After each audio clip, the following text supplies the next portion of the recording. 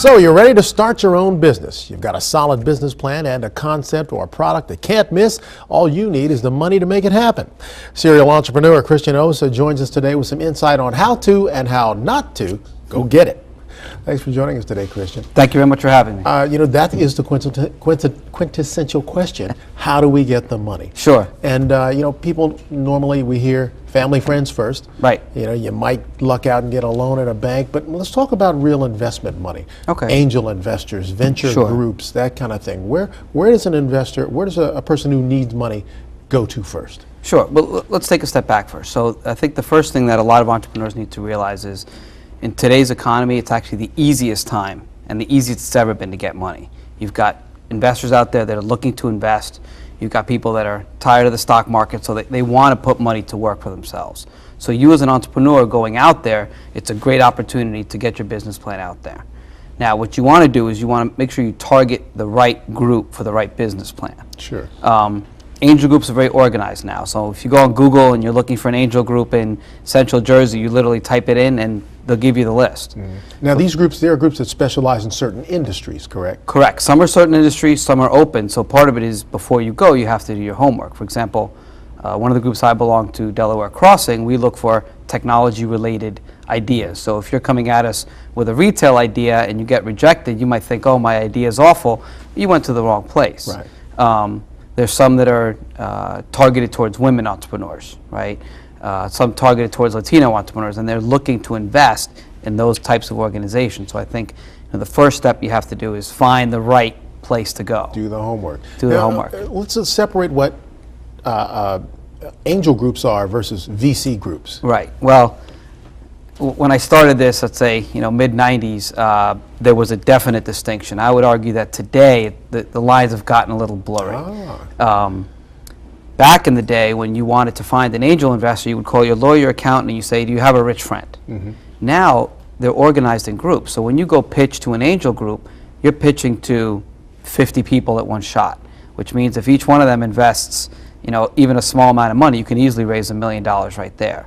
So it used to be that you'd have to go to VCs to get a large amount of money, but now with the angel groups being somewhat organized, you can really just do your angel rounds and then maybe skip a VC round depending on how much you need. So to answer your question, usually the angel round was lower amounts of money, a lower valuation of your company.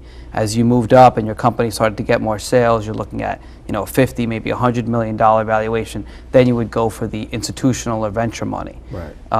Of course, you give up more of your company. You give up more of your company, and like I said, I think those lines have become blurred in the last few years. What's fueled the creation of these groups? It used to be it was individuals. Right. Exactly. I think the internet has kind of pulled the rich people together. I think that people realize that instead of me investing a certain amount of money in a certain company, if I go in with a bunch of other people, I've minimized my risk and I can invest in more companies. Right. So I'm hedging my bets essentially.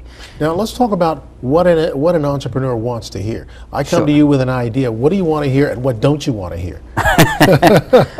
What I want to hear is I want to hear that I'm going to make some money. So at the end of the day, and I think a lot of entrepreneurs almost forget this at times, that when they're going to pitch a company, they're pitching their company, on the other side of the table, people want to buy.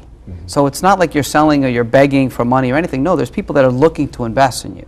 So with that in mind, I think when you go in to pitch your company, you want to consider what I'm buying, right? And what am I buying? I'm buying an opportunity to quintuple or 10 times my money. Every angel tells you I want a 10x return in 3 to 4 years. So when you position yourself, try and get to that.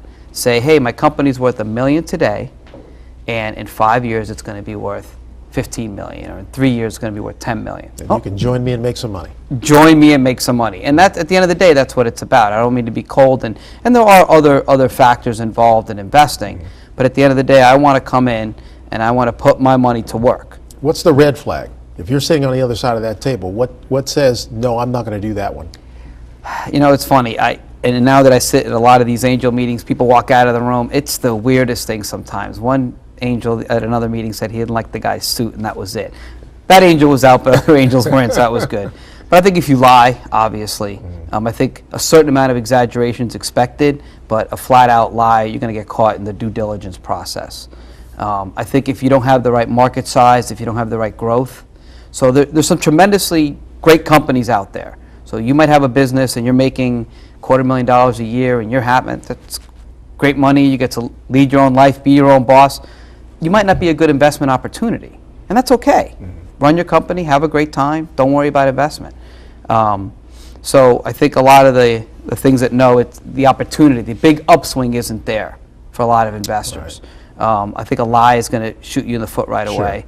Sure. And then I think, like I said, targeting the wrong type of company, targeting the wrong investment group is not going to help your case. And we should always add, even though we've got to bring this to a close, but we should always add to investors that those seeking money that no doesn't mean no forever. It just means for right. Yeah, I'm very big on that. You know, you want to look for other ways to kind of make it happen. So a lot of times you get a no, but you make a friend with an angel. Maybe he comes in on your board. Maybe he does an ad hoc CIO work, and a lot of us do things like that.